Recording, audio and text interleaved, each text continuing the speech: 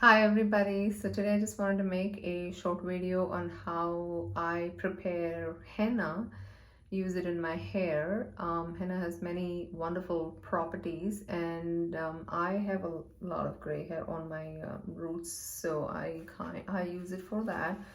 You can also use it to condition your hair, and the kind of henna that you buy. So I normally buy it at a Indian store. I'll just put some links below, the best ones that I know of that I have used, and some of them are available in Amazon as well.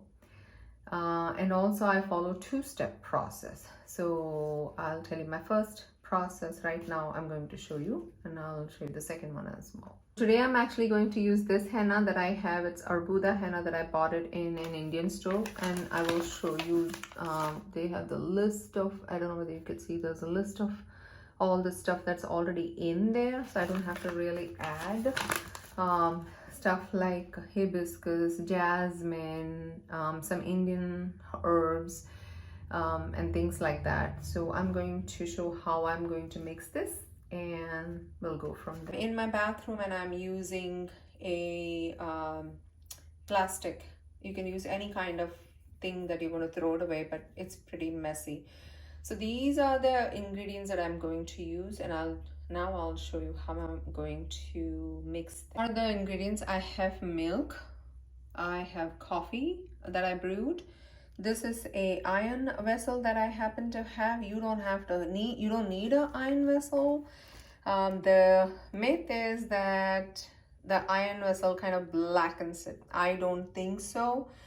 You can use any kind of vessel that you want. Even I've seen people use plastic, and the job of henna is to release its color, so it is going to do no matter what.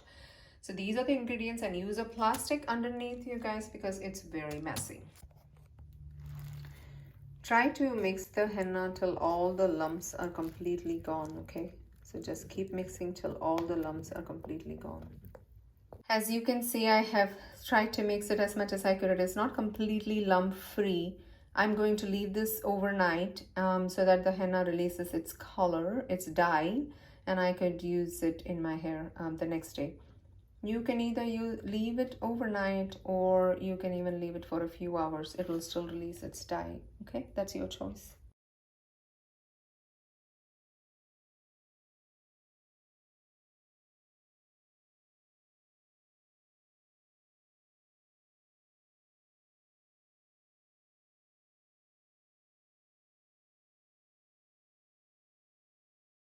So after keeping henna for 3 hours, I've gone ahead and washed it off, and it's really nice and manageable. Do not use a shampoo.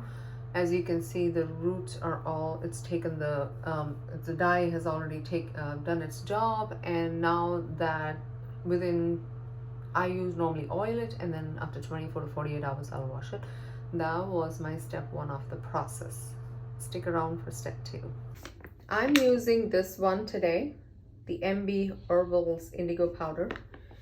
The step is I'm going to mix it with not plain water, but water that I put coffee in it. And I'm going to add a little bit of salt so that it coats really well. The idea is so that my henna that's a little bit lighter, I like to go a bit darker and not have that reddish sheen. So I'm going to go for a darker brownish black if I can. It goes on to darker, it becomes darker color. And so I'm going to mix this indigo with that coffee, add a little bit of salt, let it rest for 15 to 20 minutes, and then I'm going to apply it just like I applied the henna. Leave it on for 3 hours again, and then I will wash it off. I won't use shampoo again. I can condition. I can use a conditioner to take it out. And so I'm going to show you that. Let me show you the prepared mixture of how this would look, okay? So as you can see, that is how it looks, very green. And I've mixed salt with this already. As always, this is a messy project, so please remember to have your plastic sheet on and I'm using that same earthenware that I used. And to wear clothes that, you know, you don't mind getting it messed up. So it's just the same process. This is how it looks. It's a much smoother thing than henna, and the reason we have to just leave it to rest for 15-20 minutes is just so that it releases its dye. It's bluish black kind of dye. Okay. All right, it's been about 15 minutes, and I just wanted to show you the color. Hopefully you can see it's dark brown, and I also want to tell you that it thickens as you let it rest. So don't throw away the liquid that you're mixing it with. If it's plain water or coffee water, keep it so that you may have to use it later. Right, time to put it in my hair and then show you how finally it looks. So here it is, the final look. As you can see, my hair is darkened after using the indigo. That's the second step, my two-step process. I like this look where it is kind of a little bit darker than opposed to being more red. Even my root has darkened. So that's what I like. Do let me know in the comments what you like.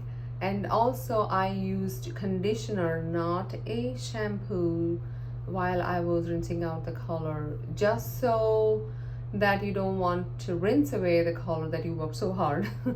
So just like the henna, you just rinse it out with water or use a conditioner at that time too if you want to.